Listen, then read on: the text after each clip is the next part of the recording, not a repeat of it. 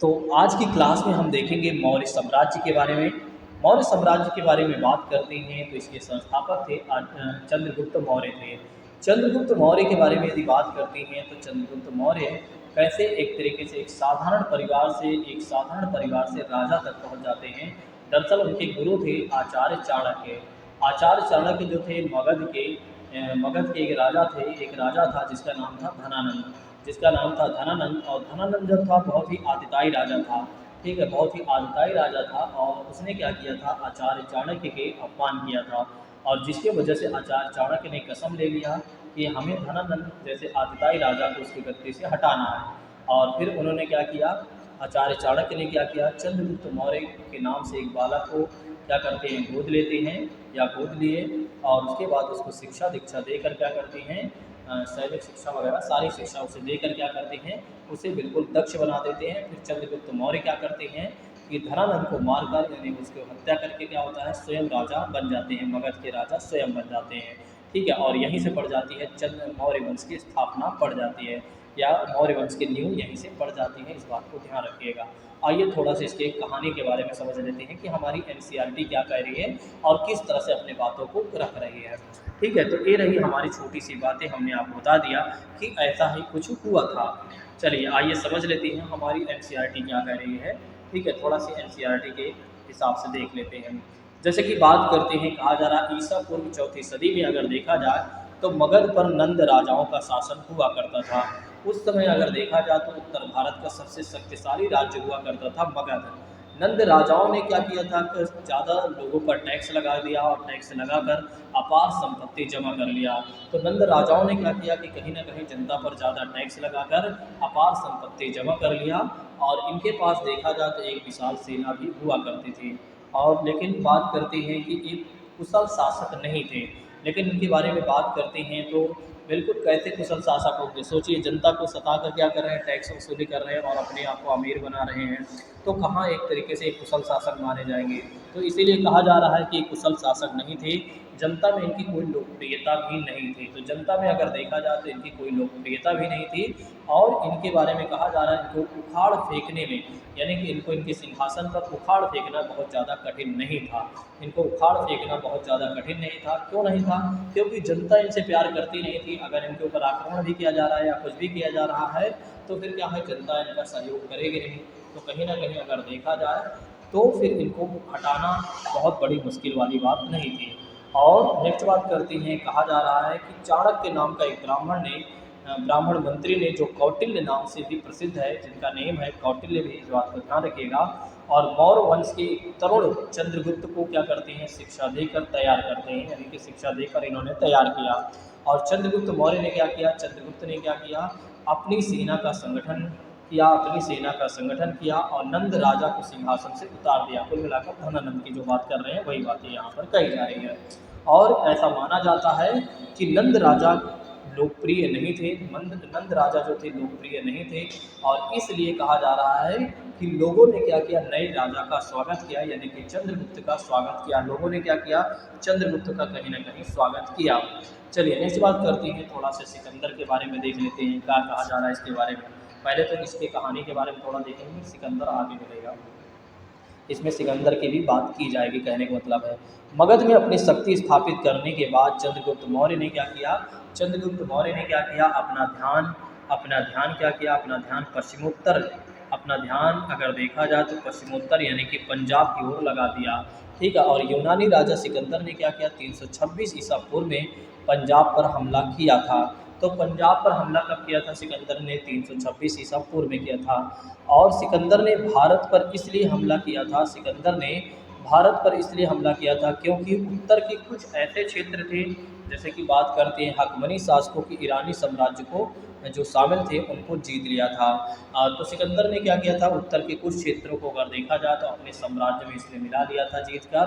और सिकंदर ने हकमनी सम्राट को हराकर उसके साम्राज्य को भी जीत लिया था। तो सिकंदर ने क्या किया था, हकमनी सम्राट को हराकर उसके साम्राज्य को भी अपने साम्राज्य में मिला लेता है।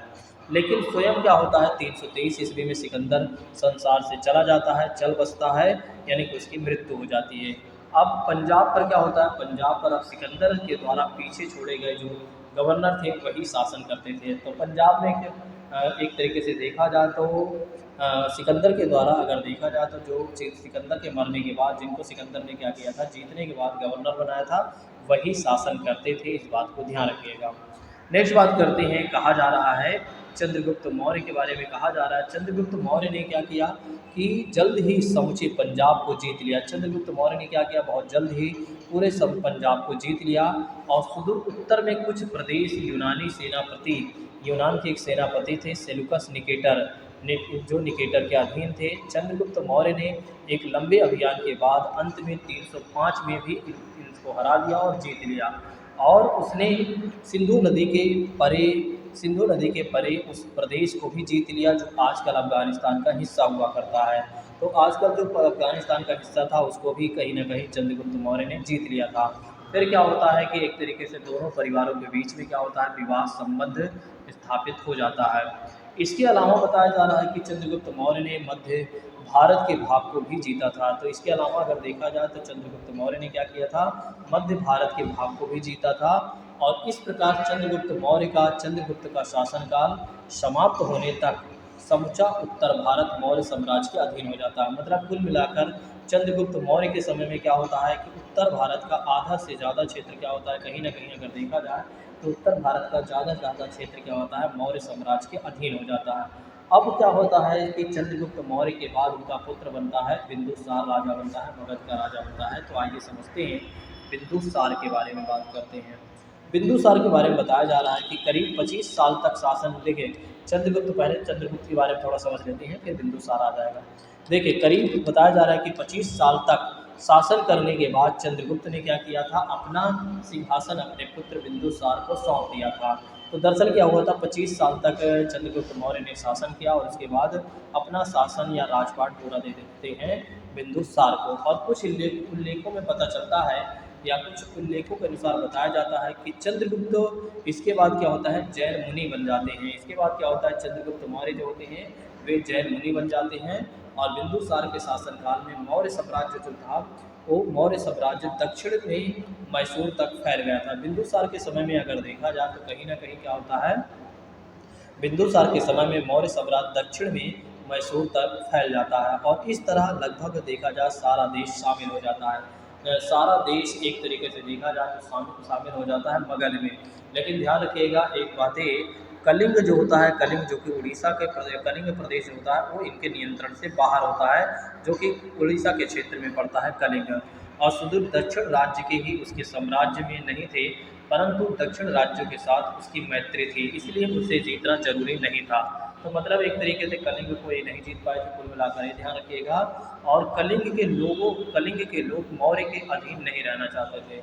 दरअसल अगर देखा जाए तो कलिंग के लोग मौर्य साम्राज्य के कहीं ना कहीं वे अधीन नहीं रहना चाहते थे और इसलिए मौर्य को उन पर आक्रमण करना पड़ा। तो इसलिए क्या हुआ कि मौर्य को उन पर आक्रमण करना पड़ा और यह चंद्रगुप्त के पौत्र अशोक ने किया था। दरअसल क्या हुआ था, कलिंग को न तो बिंदुसार जीत पाए थे, न तो कहीं ना कहीं वैसे तो चंद्रगुप्त मौर्य ज़्यादा दिन तक तो शासन ही नहीं किए थे।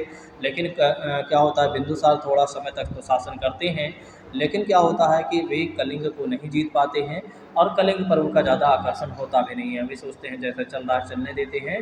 लेकिन फिर क्या होता है कि जब अशोक यानी कि बिंदुसार का जो पुत्र होता है अशोक, वो जब बनता है राजा, ठीक है, जब वो राजा बनता है तो वो क्या करता है, वो कलिंग को जीत लेता है, यानी कि अपने अधीन कर लेता है। इस बात को ध्यान रखिएगा, यहाँ पर ये बातें कही भी गई है, ठीक है, इसके बारे में यहाँ पर ये बातें कही गई है। अब बात कर लेते हैं अशोक के बारे में थोड़ा से। अशोक के बारे में कहा जा रहा है मौर्य साम्राज्य में अशोक सबसे प्रसिद्ध शासक माना जाता है। तो मौर्य राजाओं में अगर देखा जाए या शासकों में देखा जाए तो अशोक जो होता है सबसे प्रसिद्ध यानी कि फेमस राजा माना जाता है। वह भारत के महानतम शासकों में से एक था। तो अगर देखा जाए तो बिल्कुल सत्य बात है, अशोक को मैं भी मानता हूँ। अशोक के बारे में जैसे कि आईएएस में पूछा जाता है कई बार इंटरव्यू में, ध्यान रखिएगा, कई बार पूछा जाता है आपका सबसे फेवरेट शासक कौन माना जाता है इतिहास का, तो अशोक का नेम आप लोग बताइएगा। अशोक बहुत अच्छा शासक था, ठीक है। तो अशोक के बारे में आप बता सकते हैं, अशोक की कहानी अभी आप जानेंगे। उसने क्या किया था, कलिंग को जीत कर अपने साम्राज्य में मिला लिया था। तो उसने क्या किया था, कलिंग को जीत कर अपने साम्राज्य में मिला लिया था, ठीक है। या कलिंग को जीतने के लिए क्या करता है, फैसला करता है।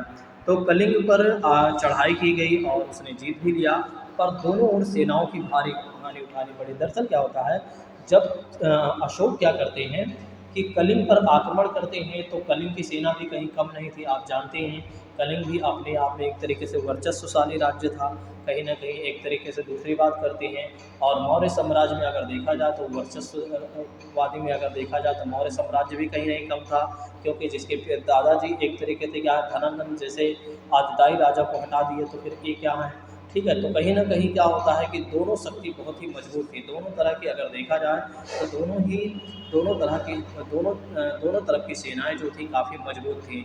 लेकिन क्या होता है कि दोनों तरफ की सेनाओं को काफ़ी ज़्यादा हानि उठानी पड़ती है, और घायल और मरते हुए सिपाहियों को देखकर क्या होता है,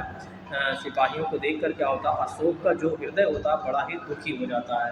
दरअसल क्या होता है, अशोक जब देखते हैं कि कलिंग पर आक्रमण करने के बाद क्या होता है, बहुत सारे लोगों की डेथ होती है, इनके भी तरफ से उनके वो कलिंग के भी तरफ से अगर देखा जाए बहुत सारे लोगों की डेथ होती है, तो अशोक का जो हृदय होता है बहुत ही दुखी हो जाता है, और युद्ध से पीड़ित स्त्रियों और बच्चों को देखकर उससे भी बड़ा कलेश हुआ उनके मन में कि ये देखिए कैसा चीज़ें हो रही हैं। तब उन्होंने फैसला कर लिया कि अब आगे से हम कोई युद्ध नहीं करेंगे।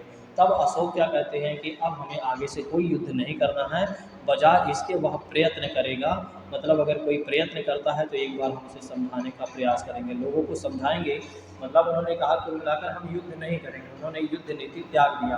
तो अशोक, आपके एग्जाम में कई बार पूछा जाता है कि अशोक ने अपनी युद्ध नीति कब त्याग दिया था, तो कलिंग विजय के बाद उन्होंने क्या किया था, युद्ध नीति त्याग दिया था। और उन्होंने कहा था कि अब हम युद्ध नहीं करेंगे, बल्कि लोगों को शांतिपूर्वक रहने के लिए प्रोत्साहित करेंगे, या लोगों को हम समझाएंगे। उसके आगे के 30 साल के शासनकाल में उन्होंने कोई युद्ध किया भी नहीं। तो आगे के 30 साल में बताया जा रहा है कि अशोक ने किसी भी प्रकार को कोई युद्ध किया भी नहीं। कलिंग मौर्य साम्राज्य का एक महत्वपूर्ण हिस्सा बन जाता है, और भारतीय इतिहास में पहली बार सुदूर दक्षिण के प्रदेश को छोड़कर लगभग समूचा भारतीय उपमहाद्वीप एक शासक के अधीन हो गया था। तो दक्षिण भारत को अगर देखा जाए तो कहीं न कहीं उसको छोड़ देते हैं, दक्षिण प्रदेश को यदि आप छोड़ देते हैं, तो लगभग देखा जाए तो पूरा उपमहाद्वीप एक शासक के अधीन यानी कि अशोक के अधीन हो जाता है भारत के। अपने शासन के 12वें वर्ष के बाद क्या होता है, अशोक ने राजाज्ञाएँ जारी की। राजाज्ञाएँ का मतलब होता है राजा के द्वारा जारी किए गए आज्ञाएँ, ठीक है। राजा के द्वारा जारी किए गए आज्ञाओं के ही क्या कहा जाएगा, राजाज्ञाएँ कहा जाएगा। जारी किया गया, और इसमें उन्होंने क्या लिखा था, एक तरीके से धर्म, अच्छा शासन और लोगों को एक दूसरे के प्रति अच्छे बर्ताव करने के बारे में उन्होंने अपने विचार को व्यक्त किया था। दरअसल उन्होंने क्या किया था, जब 12 वर्ष उनका बीत जाता है शासनकाल, तो उसके बाद वे अपने राजाज्ञा मतलब अपने राज्य की आज्ञाएँ जारी करते हैं अशोक, और लोगों से कहते हैं कि हमें धर्म, अच्छे काम, अच्छा सब कुछ करना चाहिए, लोगों के साथ अच्छा बर्ताव करना चाहिए, और यही सब अपने विचारों में उन्होंने व्यक्त किया था। ये राजाज्ञाएँ उनके साम्राज्य के सभी प्रांतों को भेज दी गई। ये जो राजाज्ञाएँ थी वे उसको सभी प्रांतों को भेज दी गई, और इन चट्टानों स्तंभों पर ऐसे स्थानों पर खुदवा दिया गया जहाँ लोग इकट्ठा होकर इन्हें पढ़ सकें। तो फिर क्या हुआ, ये सारी बातें एक जगह लिखवा दी गई, और जिससे क्या हुआ कि लोग एक जगह इकट्ठा होकर पढ़ सकें और राजा की बात को समझ सकें, कि राजा के विचार को समझ सकें कि राजा चाहते क्या हैं। इस प्रकार प्रजा की जानकारी मिली कि उनका राजा क्या सोचता है। इससे क्या होता है कि लोगों को ये पता चल जाता है कि वाकई में हमारे राजा की क्या सोच है, राजा हमारे क्या चाहते हैं। इन अभिलेखों से अगर देखा जाए तो अशोक के विचारों में भी जानकारी हमें मिलती है। तो कहीं न कहीं अशोक के विचारों के बारे में भी हमें जानकारी मिलती है कि अशोक किस प्रकार की सोच रखते थे। अब आप लोग सोचिए कि एक आईएएस अधिकारी यदि आप बनते हैं तो आपको क्या करना चाहिए। चलिए नेक्स्ट बात करते हैं, अशोक का धम्म के बारे में बात करते हैं। तो अशोक क्या करते हैं, आगे चलकर बौद्ध धर्म ग्रहण कर लेते हैं, ठीक है। यानी कि अशोक बौद्ध बन जाते हैं, तो बौद्ध धर्म का वे प्रचार प्रसार करना चाहते थे। दरअसल बात करते हैं तो अशोक ये चाहते हैं कि बौद्ध धर्म का प्रचार प्रसार हो, क्योंकि बौद्ध धर्म कहीं न कहीं एक तरीके से सबसे अलग धर्म था।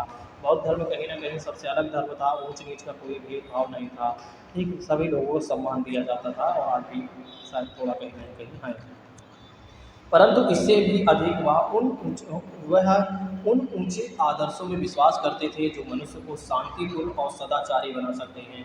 देखिए, अशोक ने अशोक बौद्ध धर्म का प्रचार प्रसार तो करना चाहते थे, लेकिन सबसे ज़्यादा उनका उनका जो रुचि थी या उनके जो महत्व था, सबसे ज़्यादा वे महत्व इस बातों पर देते थे कि जो उनके कुछ आदत है वे उसमें विश्वास करते थे कि लोगों को शांतिपूर्ण जीवन जीना चाहिए और सदाचारी बनकर रहना चाहिए। और इन्हें उसे धम्म कहा, इन्हें उसने उन्होंने क्या कहा, इसे धम्म कहा, यही उनके धम्म की नीति है। तो उनकी धम्म की नीति क्या है, लोगों को क्या करना चाहिए, शांतिपूर्ण रहना चाहिए और सदाचारी बनकर रहना चाहिए। और दूसरी बात करते हैं फिर क्या कहा गया है इसमें, देखिए संस्कृत के धर्म शब्द का प्राकृतिक रूप धम्म है, ठीक है, तो इस बात को धम्म को ही धर्म कहा गया। और इसमें अगर देखा जाए तो कहा जा रहा अपने धम्म को उसने यानी कि उन्होंने अपनी राजज्ञाओं में समझाया था। तो अपने राजा की आज्ञाओं में इन्होंने क्या किया था, लोगों को समझाया था कि क्या है। और उसकी लिपियों में यानी उनकी लिपियों में राजाज्ञाएँ जो थी विभिन्न लिपियों में लिखी गई थी। अधिकांश राजाज्ञाएँ जो थी वो ब्राह्मी लिपि में थी। ये आपके एग्जाम में पूछा जाता है कि अशोक की राजाज्ञाएँ किस लिपि में थी, तो ब्राह्मी लिपि में थी कहीं न कहीं। उस समय भारत के अनेक प्रदेशों में उस समय भारत के अनेक प्रदेशों में इस ब्राह्मी लिपि का प्रचलन हो चुका था। तो उस समय अगर देखा जाए तो अनेक प्रदेशों में ब्राह्मी लिपि का कहीं न कहीं प्रचलन हो गया था या प्रचलन था कह सकते हैं, उस समय प्रचलन इसका था। और अशोक के अभिलेखों की भाषा आम तौर पर देखा जाए तो प्राकृतिक भाषा में थी। देखिए, दरअसल अगर देखा जाए तो अशोक के अभिलेखों में ज़्यादातर जो जिन भाषाओं का इस्तेमाल किया गया था वो प्राकृतिक भाषा थी। क्योंकि प्राकृतिक भाषा, क्योंकि आम जनता उस भाषा को समझ सकती थी। जबकि संस्कृत की देखा जाए तो संस्कृत जो भाषा थी उच्च जातियों के शिक्षित लोगों द्वारा बोली जाती थी और वही लोग उसको समझ पाते थे। लेकिन अशोक चाहते थे कि समाज का हर तबका हमारी बात को समझे, ठीक है, हम क्या चाहते हैं और लोग कैसे शांतिपूर्ण अपना जीवन बिताएं। अशोक की कुछ राजज्ञाओं में यूनानी भाषा में भी लिखी गई थी, अफगानिस्तान में खुदवाई गई थी। और चूँकि अशोक अपने विचारों को आम लोगों तक पहुंचाना चाहते थे, दरअसल अगर देखा जाए तो अशोक ये चाहते थे हमारे जो विचार हैं वो आम लोगों तक पहुँचे। और इसलिए उन्होंने क्या किया था, ऐसी भाषा का प्रयोग किया जिसको लोग समझ सके। इसीलिए उन्होंने क्या किया, ऐसी भाषा का इस्तेमाल किया, प्राकृतिक भाषा का इस्तेमाल किया जिसको लोग कहीं ना कहीं वो समझ सकते थे। इसीलिए उन्होंने ऐसी भाषा का इस्तेमाल किया था। नहीं तो वे चाहते तो संस्कृत भाषा का भी इस्तेमाल कर सकते थे, लेकिन फिर उच्च वर्ग के लोग ही उनकी बातों को समझ पाते। अशोक की इच्छा थी कि विभिन्न धर्मों के अनुयायी आपस में शांति और सौहार्दपूर्ण तरीके से रहें। अशोक चाहते थे कि विभिन्न धर्मों के जो अनुयायी हैं, अलग अलग धर्म को मानने वाले जो लोग हैं वे क्या करें, शांति और सौहार्दपूर्ण भाईचारे की भावना बनाकर रहें। उस समय देखा जाए तो बताया जा रहा है कि अधिकांश धार्मिक संप्रदाय था और संप्रदाय दो समुदायों में बटे हुए थे। एक समुदाय था ब्राह्मण का और दूसरा समुदाय था श्रमणों का, यानी कि जो एक तरीके से मजदूरों का था। एक संप्रदाय था ब्राह्मणों का, दूसरा कहीं न कहीं मजदूरों का था। और जो श्रमण वर्ग के लोग थे वे लोग क्या करते थे, बौद्ध धर्म और जैन धर्म को मानते थे, ब्राह्मणों से मतभेद रखते थे और अन्य धर्मों के साधुओं का समावेश होता था। देखिए, कहा जा रहा है श्रमणों में बौद्ध, जैन और ब्राह्मणों से मतभेद रखने वाले अन्य धर्मों के साथियों का समावेश था। कहीं कभी कभी इन विभिन्न धार्मिक संप्रदायों के बीच जबरदस्त कलह भी हुआ करती थी। तो कहीं ना कहीं अगर देखा जाए तो बताया जा रहा है कि इन धार्मिक संप्रदायों में कहीं ना कहीं कला भी देखने को मिलती थी, एक कला। नेक्स्ट बात करते हैं, अशोक को यह पसंद नहीं था। अशोक ये नहीं चाहते थे कि आपस में हम धर्मों को लेकर आपस में लड़ें, बल्कि हमें एक दूसरे के धर्म का सम्मान करना चाहिए। देखिए, यहाँ पर लिखा गया है, अशोक चाहते थे कि लोग एक दूसरे से मैत्री भाव रखें और तरुण लोग बड़े बूढ़ों की आज्ञा माने। मतलब जो किशोर लोग हैं, जैसे कि बात करते हैं जो युवा वर्ग के लोग हैं, वे बड़े बूढ़ों की आज्ञा माने, बालक अपने माता पिता के आदेश में माने। अशोक चाहते थे कि लोग क्या करें, बड़ों की आज्ञा माने और जो छोटे हैं, जो बालक है, अपने माता पिता की आज्ञा माने, यानी कि बड़ों का सम्मान करें, ठीक है, जो किशोर हैं और जो बालक हैं वे अपने माता पिता को आज्ञा माने। उसे मालिकों द्वारा अपने दासों तथा सेवकों के साथ किए जाने वाले बर्ताव के बारे में भी चिंता थी। देखिए, अशोक चाहते थे कि ऐसा ना हो कि जो सेवक हैं, जो जैसे कि किसी का कोई सेवा कर रहा है, कोई किसी का गुलाम है, दास है, तो उनके साथ अच्छा बर्ताव किया जाए, ठीक है, उसके साथ अच्छा बर्ताव किया जाए, उनके साथ बुरा बर्ताव ना किया जाए। इसलिए उसने यानी कि उन्होंने क्या किया, विशेष रूप से निवेदन किया। इसीलिए उन्होंने विशेष रूप से निवेदन किया। अभी मैं आपको थोड़ा दिखाऊंगा।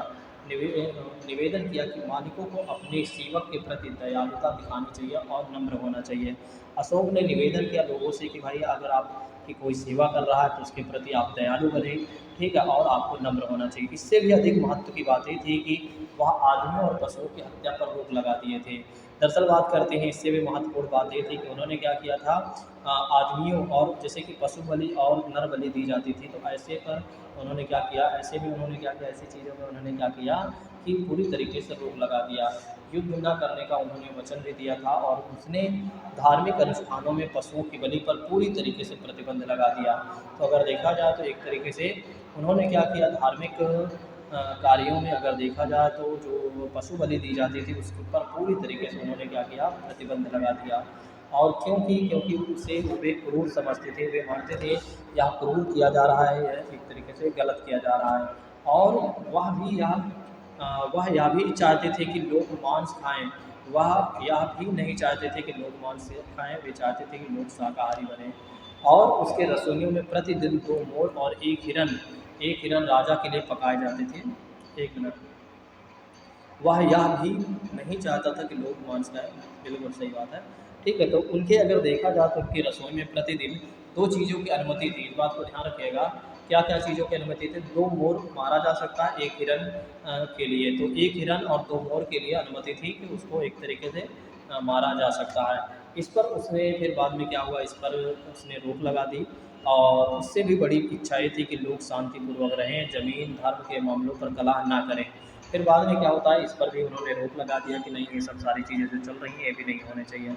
और उन्होंने लोगों को एक तरीके से समझाने का प्रयास किया कि भाई आपको क्या करना चाहिए, शांतिपूर्वक जीवन व्यतीत करना चाहिए और ज़मीन और धर्म के नाम पर लड़ना नहीं चाहिए। उनका कहना था कि महत्व की बात आपसी मतभेद नहीं होना चाहिए और साम्राज्य के भीतर एकता बनी रहनी चाहिए। वे चाहते थे, वे कहते थे कि हमें क्या करना चाहिए, एक तरीके से साम्राज्य के भीतर अच्छी यानी कि भाईचारे भावना बनाकर रहना चाहिए, यानी कि एकता बनाकर रहना चाहिए। ठीक है, थोड़ा सा मैप के बारे में देख लेते हैं। जैसे कि यहाँ पर आप देख सकते हैं, यहाँ पर आपको तक्षशिला पेशावर देखने को मिलेगा, गंधार देखने को मिलेगा, तक्षशिला, ठीक है, दिल्ली आपको देखने को मिलेगा। मथुरा की बात करते हैं, श्रावस्ती, कपिलवस्तु, मंदिर, रामपुरवा, औरैया और ये सब सारी चीज़ें आपको देखने को मिलेगा। तो एक बार आप जब पढ़ना चाहते हैं तो पढ़ सकते हैं। आपको कलिंग देखने को मिलेगा, महानदी, कृष्णा नदी, चोल और कावेरी और पांडे। तो अगर आप इसको देखना चाहते हैं तो एक बार रोक कर आप देख सकते हैं। पहले आपको क्या करना चाहिए, आपको क्या करना है, पहले आपको करना ये है कि पहले आधुनिक मैप देख लीजिए, आज का मैप को देख लीजिए, फिर उसी तरह से आप इस मैप को भी देख लीजिए, बस सारा कुछ आपको क्लियर हो जाएगा। पांडे, चोल, चेर की बात करते हैं, आपको यहाँ देखने को मिलेंगे, ठीक है। मास्की अफ्रीक के बारे में बात करते हैं, यहाँ आपको देखने को मिलेंगे। नासिक यहाँ पर है और भृगु कक्षा आपको वहाँ पर देखने को मिलेगा। और नर्मदा नदी उज्जैनी की बात करते हैं, वहाँ देखने को, कौशाम्बी, वाराणसी, ठीक है, सब आप देख सकते हैं, आपको यहाँ देखने को मिलेंगे। बाकी आप एक बार वर्तमान वाले आप क्या करिएगा, वर्तमान के मैप को देख लीजिएगा, आपको सारा कुछ समझ में आ जाएगा। चलिए आप बात कर लेते हैं मौर्य साम्राज्य का प्रशासन, समाज और संस्कृति कैसे थी। मौर्य साम्राज्य का प्रशासन और समाज और संस्कृति कैसे थी, तो बताया जा रहा है कि अशोक की राजज्ञाएँ चट्टानों और बलुआ पत्थरों के ऊंचे स्तंभों पर खोदी गई थी। तो कहा जा रहा है कि भाई अशोक की जो राजज्ञाएँ थी, राजा के द्वारा जारी की गई आज्ञाएँ थी, जो थी वो चट्टान, बलुआ पत्थर के ऊंचे स्तंभों को खोद कर बनाई गई थी, सॉरी, हाँ, गोदी गई थी, यानी उसी पर लिखा गया था। स्तंभों पर इतनी बढ़िया पॉलिश की गई थी कि ये शीशे जैसे चमकते थे। तो स्तंभ के बारे में बात करते हैं, स्तंभ के बारे में बात करते हैं तो एक तरीके से इतना बढ़िया पॉलिश द्वारा इसे सॉरी पॉलिश किया गया था इस पर कि ये शीशे जैसे चमकते थे।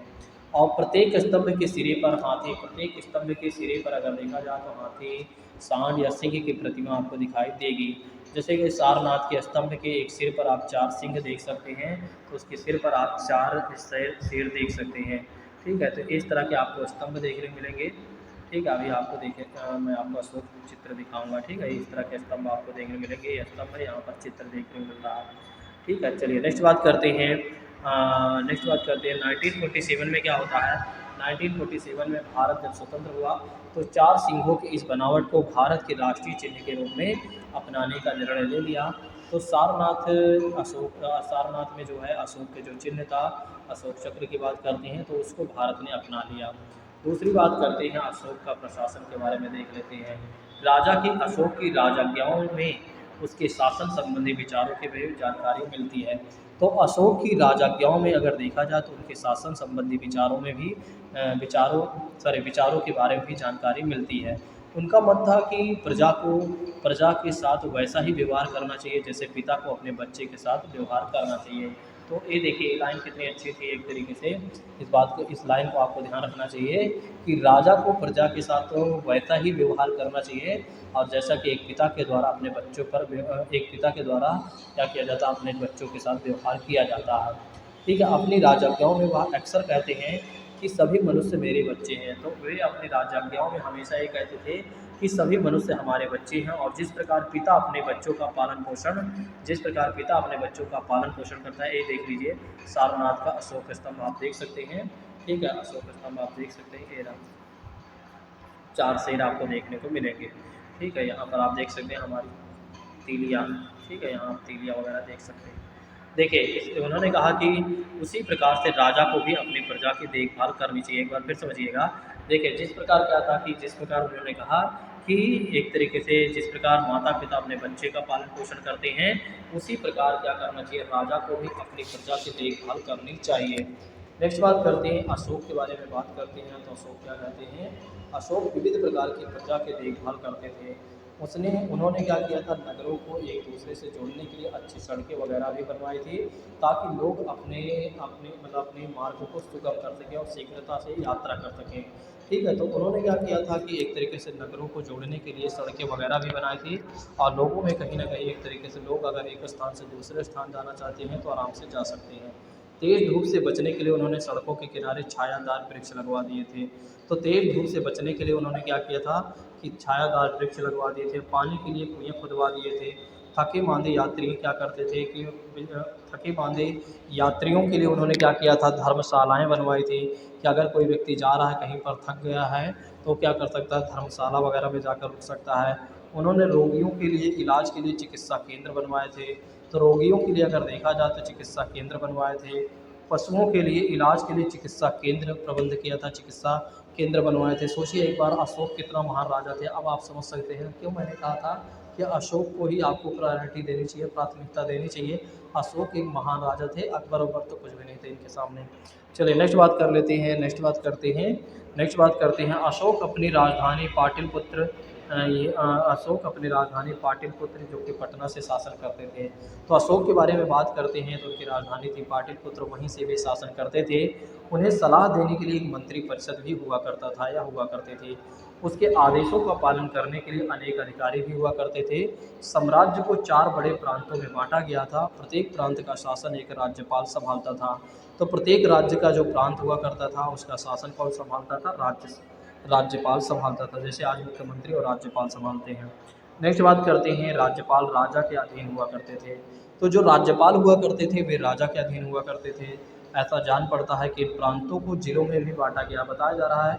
ऐसा हमें प्रतीत होता है कि ये जो प्रांत हुआ करते थे उनको जिलों में भी बांटा गया था और प्रत्येक जिले जो थे उनको गांव में भी बांटा गया था और जिले के प्रशासन की देखभाल के लिए कई तरह के अधिकारी भी हुआ करते थे। तो जिले के लिए अगर देखा जाए तो कई तरह के अधिकारी भी होते थे देखभाल करने के लिए। कुछ अधिकारी जिला का दौरा करते थे, कुछ अधिकारी जो हुआ करते थे जिला का दौरा करते थे और व्यवस्था को भी देखते थे। कुछ अधिकारी जिलों से कर वसूल करते थे, कुछ ऐसे अधिकारी होते थे जो जिलों से टैक्स वगैरह वसूलते थे, कुछ न्यायाधीश भी होते थे। देखिए इनके समय में न्यायाधीश वगैरह सब होते थे, उनके समान लाए गए मुकदमों का फैसला करते थे। अशोक चाहते थे कि न्यायाधीश जहाँ तक संभव हो अपने फैसले में दंड में उदारता दिखाए। देखिए अशोक कहते थे कि न्यायाधीश को जहाँ तक हो सके कि वो क्या करे कि अगर उनको कुछ दंड देना है तो उसमें ज़रूर उदारता दिखाएं, ऐसे कठोर दंड ना दे दें जिससे लोगों को ज़्यादा हानि हो जाए। कुछ अन्य अधिकारी करों के रूप में वो वसूल किए गए धन का हिसाब रखते थे। देखिए कुछ अन्य अधिकारी, इसको एक बार पढ़ लीजिए, ये मैंने आपको बता ही दिया है। ठीक है, अशोक वसूल किए गए धन का हिसाब रखते थे कुछ अधिकारी और बड़े अधिकारियों को उनके कार्यों में मदद करते थे। बड़े अधिकारियों के छोटे अधिकारी क्या करते थे, उनकी मदद करते थे। प्रत्येक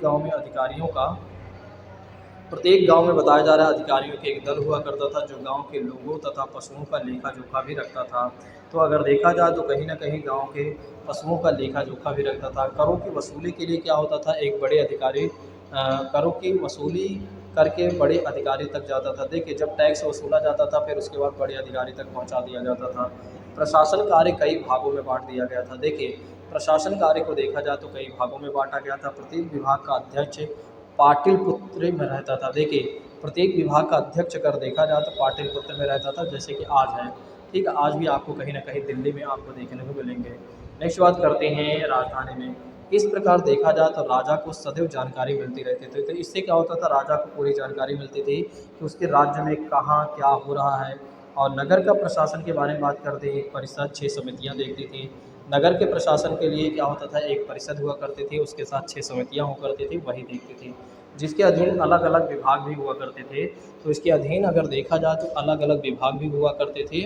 और इन अधिकारियों के अलावा अशोक ने एक विशेष प्रकार के अधिकारियों को भी नियुक्त किया था, और इन्हें क्या कहा जाता था, धर्म महामात्र कहा जाता था। तो दरअसल देखा जाए तो तमाम प्रकार के जो अधिकारी थे उसमें भी एक विशेष अधिकारी हुआ करता था, और वो था धर्म महामात्र। ठीक है, और वे अधिकारी सारे देश का दौरा कर सकते थे। वे अधिकारी क्या कर सकते थे, सारे देश का दौरा कर सकते थे, स्थानीय कामों की जांच पड़ताल कर सकते थे, लोगों की शिकायतें सुन सकते थे, और सभी को समझाते कि धर्मानुसार आचरण करते करें और आपस में मेल जोल रखें। तो उनका एक काम ये भी हुआ करता था धर्म महामात्र का। तो धर्म महामात्र का काम ये भी हुआ करता था कि भाई वे कहीं पर भी जाकर कुछ भी चेक कर सकते हैं, और साथ ही साथ अगर लोगों की कुछ शिकायतें हैं तो उसका निस्तारण करते थे, और लोगों को समझाते थे कि आपस में भाईचारे बनाकर आपको क्या करना है, रहना होगा। ठीक है, नेक्स्ट बात करते हैं, यहाँ रहना चाहिए। पड़ोसी देशों के साथ कैसा संबंध था अशोक का, आइए समझ लेते हैं कि पड़ोसी देशों का कैसा संबंध था, मतलब मौर्य साम्राज्य का। अशोक के बारे में देखते हैं। अशोक की ज़्यादातर पड़ोसी देशों के बारे में अच्छा नियम बनाए थे। अशोक ने अगर देखा जाए तो अपने पड़ोसियों से मैत्रीपूर्ण संबंध बनाए थे, और उन्होंने आजकल के राजदूतों की भांति धर्मदूतों के कई दल पश्चिमी एशिया के दरबार में भी भेजे थे। तो अगर देखा जाए तो कहीं ना कहीं इन्होंने क्या किया था, राजदूतों, आजकल के राजदूतों के जैसे धर्मदूतों को इन्होंने क्या किया था, पश्चिमी एशिया के दरबारों में भेजे थे। एक यूनानी राजा थे, ये यूनानी राजा थे जिनके नामों का उल्लेख उसने अपने अभिलेख में भी किया है। अशोक ने अपने पुत्र महेंद्र को श्रीलंका भेजा था। तो ध्यान रखिएगा, ये आपके एग्जाम में पूछा जाता है कि अशोक ने अपने किस पुत्र को श्रीलंका भेजा था, तो महेंद्र को भेजा था। महेंद्र ने क्या किया था, बौद्ध धर्म का वहाँ पर प्रचार प्रसार किया, और श्रीलंका का राजा क्या हो जाता है, बौद्ध बन जाता है। और इसी तरह से क्या होता है, आगे चलकर श्रीलंका बौद्ध कंट्री भी बन जाती है। ठीक है, उनके मन में क्या होता है, उनके मन में अशोक के लिए बड़ा ही सम्मान और प्रेम था। कहीं ना कहीं अशोक को लेकर बहुत ज़्यादा भी सम्मान करते थे। और कौटिल्य और मेगास्थनीज के बारे में देख लेते हैं। इन दोनों ने मौर्य साम्राज्य के बारे में क्या क्या बातें रखी हैं। दरअसल इन लोगों ने अपनी अपनी बातें रखी हैं कि मौर्य साम्राज्य कैसा था और किस तरह की यहाँ व्यवस्थाएं चल रही थी, और समाज कैसे था, समाज में कैसी व्यवस्थाएं चल रही थी, सारी बातें इन्होंने एक तरीके से लिखा हुआ है। ठीक है, तो आइए समझते हैं क्या ये लोग कहते हैं। मौर्य साम्राज्य के बारे में बात करते हैं तो बहुत कुछ जानकारी दो साहित्यिक स्रोतों से मिलती है। एक तो अर्थशास्त्र, जिसका आजकल उपलब्ध अधिकांश चंद्रगुप्त मौर्य के प्रधानमंत्री कौटिल्य ने लिखा था। तो अर्थशास्त्र जो कौटिल्य के द्वारा लिखा गया था, तो इसमें आपको जानकारी मिल सकती है। और इस ग्रंथ में कौटिल्य ने समझाया था कि एक अच्छे शासन का संगठन किस प्रकार किया जाना चाहिए। कौटिल्य ने अपने अर्थशास्त्र में बताया था कि एक अच्छे शासन का संगठन किस प्रकार किया जाना चाहिए। दूसरा स्रोत था मेगास्थनीज की एक पुस्तक थी, मेगास्थनीज की एक पुस्तक थी इंडिका। ठीक है, तो इसके बारे में आप भी समझेंगे। आप मेगास्थनीज द्वारा यूनानी भाषा में लिखा हुआ था। मेगास्थनीज ने सेल्यूकस निकेटर का, मेगास्थनीज कौन था ये समझ लीजिए। मेगास्थनीज जो था एक तरीके से वो सेल्यूकस निकेटर का राजदूत था। उसने चंद्रगुप्त के शासनकाल में कुछ समय तक भारत में बिताया था। मेगास्थनीज का वृत्तांत, और जिसका दुर्भाग्य से कुछ अंश ही बचा है और उसका आंखों देखा वर्णन किया गया है। तो उसमें मेगास्थनीज ने बहुत सारी चीज़ें आंखों देखा हाल बताई है। ठीक है, तो मेगास्थनीज की एक पुस्तक है इंडिका, ध्यान रखिएगा। ठीक है, तो इसी में सारी जानकारी मिलती हैं। अगर इसमें नहीं भी मिल रहा है तो आप ध्यान रखिएगा, मैं बता दे रहा हूँ। मेगास्थनीज जानकारी देता है कि पाटलिपुत्र एक विशाल और सुंदर भवन हुआ करता है, यानी नगर हुआ करता था। देखिए, मेगास्थनीज कहता है कि भाई हमने जो देखा है, हम बता रहे हैं आपको कि पाटलिपुत्र जो था एक विशाल और सुंदर नगर था, और मजबूत परकोटे से घिरा हुआ था और मकान लकड़ी के बने हुए थे, परंतु राजा का जो महल था वो पत्थर का बना हुआ था। ये बता रहा है, मेगास्थनीज कह रहा है कि जो राजा का महल था वो कहीं न कहीं पत्थरों से बना हुआ था। राजा के दरबार और उसके वैभवपूर्ण जीवन से मेगास्थनीज बहुत ही प्रभावित था। तो राजा के दरबार और उनके वैभवपूर्ण जीवन से बहुत ज़्यादा प्रभावित है। राजा जनता की सब तरह की शिकायतें सुनने को सदैव के लिए तैयार रहते थे। तो चंद्रगुप्त मौर्य के बारे में ही ऐसी बातें कर सकते हैं। वे हमेशा एक तरीके से जनता की बातों को सुनने के लिए हमेशा ललायत रहते थे, हमेशा यानी कि तैयार रहते थे, जनता की बातें कहीं पर भी हो। ठीक है, उन्होंने एक बातें भी कहा था कि जनता की जानकारी हमें हर जगह मिलनी चाहिए, भले ही मैं शयन कक्ष में ही क्यों रहा हूँ, फिर भी हमें जानकारी मिलनी चाहिए। चंद्रगुप्त की एक बहुत बड़ी सेना थी, क्योंकि उसे कई युद्ध लड़ने पड़े थे। अधिकारियों को जमा किए गए करों का एक बड़ा भाग सेना पर खर्च किया जाता था। तो अधिकारियों द्वारा जो जमा किए जाते थे टैक्स वगैरह, वो सेना पर ज़्यादातर खर्च किया जाता था। एक और बता रहा है, मेगास्थनीज बता रहा है। अब समाज के बारे में देख लेते हैं, मौर्य साम्राज्य का समाज कैसे था। मेगास्थनीज लिखता है, कहता है कि अधिकतर लोग खेती बाड़ी करते थे। उनकी या तो अपनी भूमि हुआ करती थी, या वे राजा की भूमि पर काम करते थे। वे गाँव में सुखपूर्वक रहते थे। गाँव में मतलब अपना सुखपूर्वक जीवन बिताते थे। चरवाहे गड़रियाँ भी गाँव में रहा करते थे। बुनकर, बढ़ई, लोहार, कुम्हार और अन्य कारीगर भी नगरों में रहा करते थे। उनमें से कुछ राजाओं के लिए काम करते थे, कुछ राजाओं के लिए काम करते थे, बल्कि कुछ जो थे नागरिकों के इस्तेमाल के लिए चीज़ें वगैरह तैयार करते थे। व्यापार देखा जाए तो उन्नति पर था, और व्यापारी अपना माल देश के कोने-कोने पर ले जाकर बेचते थे। तो व्यापारी क्या करते थे, अपना माल एक कोने-कोने पर ले जाकर बेचते थे। काफ़ी अधिक लोग सेना में भर्ती हुए थे, काफ़ी लोग सेना में रहते थे। भर्ती लोग होते थे, जैसे आज अगर देखा जाए तो आर्मी में काफ़ी ज़्यादा लोग भर्ती होते हैं हमारे देश में। दूसरी बात करते हैं, सैनिकों को अच्छा वेतन दिया जाता था, वे सुख चैन से रहते थे। मंत्री, अध्यक्ष और अन्य अधिकारी नगर तथा गांव दोनों में काम करते थे। ठीक है, किसान, कारीगर और सैनिकों की तुलना में ब्राह्मणों और जैन तथा बौद्ध भिक्षुओं की संख्या में बहुत कम थी, परंतु हर कोई उनका सम्मान करता था। वे राजा को कर नहीं देते थे। तो जैसे ब्राह्मण की बात करते हैं, जैन धर्म के लोग की बात करते हैं, बौद्ध धर्म के भिक्षुओं की बात करते थे, तो इनकी संख्या उतना देखा जाए तो कम हुआ करती थी, और राजा इनसे टैक्स नहीं लेते थे, टैक्स से ये मुक्त थे। तो ध्यान रखिएगा, अशोक के समय में यानी टैक्स मुक्त कौन थे, ब्राह्मण और जैन भिक्षु और बौद्ध भिक्षु टैक्स से मुक्त थे। नेक्स्ट बात करते हैं, मौर्य साम्राज्य का अंत कैसे होता है। तो आइए समझ लेते हैं लास्ट कहानी कि मौर्य साम्राज्य का कैसे अंत हो जाता है। तो जैसे कि बताया जा रहा है कि मौर्य साम्राज्य कुछ अधिक साल तक टिका रहा, और अशोक की मृत्यु के बाद क्या हो जाता है, सब छिन्न भिन्न हो जाता है। बिल्कुल सही बात है। जब तक क्या होता है, चंद्रगुप्त मौर्य तो वे क्या करते हैं, जब तक वे रहते हैं, और उसके बाद बिंदुसार राजा रहते हैं, फिर अशोक जब तक राजा रहते हैं, तब तक तो मौर्य साम्राज्य बड़ा अच्छे से चलता, बड़ा बेहतर से चलता है। उसके बाद जितने भी राजा बनते हैं वे ठीक ठाक नहीं रहे थे, कहीं ना कहीं फिर क्या होता है कि पूरी तरीके से मौर्य साम्राज्य छिन्न भिन्न हो जाता है।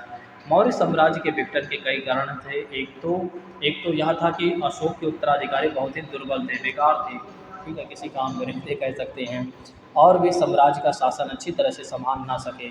और दूसरा कारण ये था कि साम्राज्य के विभिन्न प्रदेश अत्यधिक दूरी के कारण एक दूसरे से अलग अलग पड़ने लगे थे, और इसलिए प्रशासन में संपर्क स्थापित करने में भी कठिनाई होने लगी।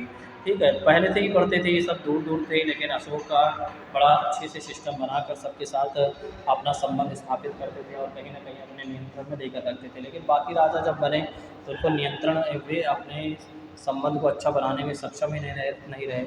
एक विशाल सेना और विशाल प्रशासनिक सेवा का खर्च उठाने के लिए धन की आवश्यकता थी, और शायद बाद में क्या होता, मौर्य शासक इतने भारी खर्च के लिए पर्याप्त कर भी वसूल नहीं कर पाते थे, और धीरे धीरे क्या होता है, मौर्य साम्राज्य के विभिन्न प्रांत अलग होना शुरू हो जाते हैं, और अपने आप को वे स्वतंत्र करना शुरू कर देते हैं। क्योंकि धीरे धीरे क्या होता है, मौर्य साम्राज्य बिल्कुल एक तरीके से उसका अस्तित्व कम होते जाता है। फिर लोग क्या होता है, जो डर थी लोगों की, वो डर खत्म होने लगता है।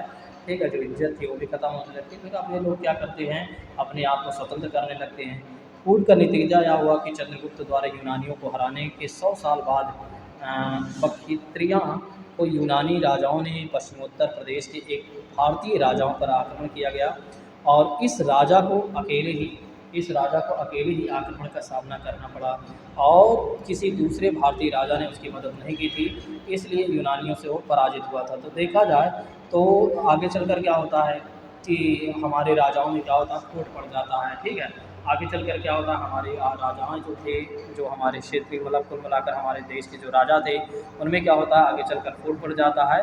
फिर क्या होता है कि फिर नए लोगों का कुल मिलाकर विदेशियों का भारत में आगमन होता है धीरे-धीरे, ठीक है।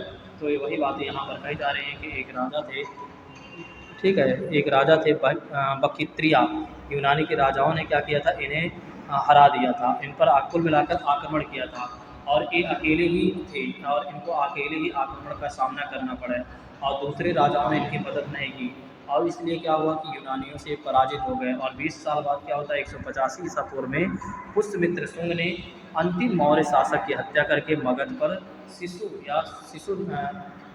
शुंग वंश की स्थापना कर दी। तो पुष्यमित्र शुंग ने क्या किया, अंतिम मौर्य शासक की हत्या कर दिया और उसके बाद क्या होता है, शुंग वंश की स्थापना कर देता है। तो एक नया वंश आ जाता है, शुंग वंश। आगे हम पढ़ेंगे इन सब चीज़ों के बारे में। तो आपने देखा कि कैसे क्या होता है कि इतने महान राजा होते हैं, धीरे धीरे क्या होता है कि राजाओं का पतन होना शुरू हो जाता है, हमें फूट पड़ने लगती हैं। फिर क्या होता है कि बाहर के लोग भी आने लगते हैं। अब इसी तरह से क्या होगा, बाहर के लोग भारत में आक्रमण करेंगे, फिर क्या होगा, भारत पर शासन करना शुरू कर देंगे, क्योंकि हमारे देश के जो राजा थे वो एक दूसरे की मदद करने के लिए बिल्कुल भी स्वीकार नहीं करते थे। वे चाहते थे दूसरा वाला मर रहा है तो मरने दीजिए। बाकी आपकी क्या राय है, आप लोग एक बार कमेंट बॉक्स में ज़रूर बताइएगा, आपके कमेंट का इंतज़ार रहेगा, ठीक है। आज की क्लास को यहीं पर स्थगित करते हैं। Thank you so much. यदि आपको क्लास बेहतर लगी हो तो एक बार ज़रूर कमेंट करके बताइएगा कि हाँ सर, क्लास हमें अच्छी लगी, समझ में आ रहा है, ठीक है। चलिए आज की क्लास को यहीं पर स्थगित करते हैं। Thank you so much. जय हिंद दोस्तों, टेक केयर।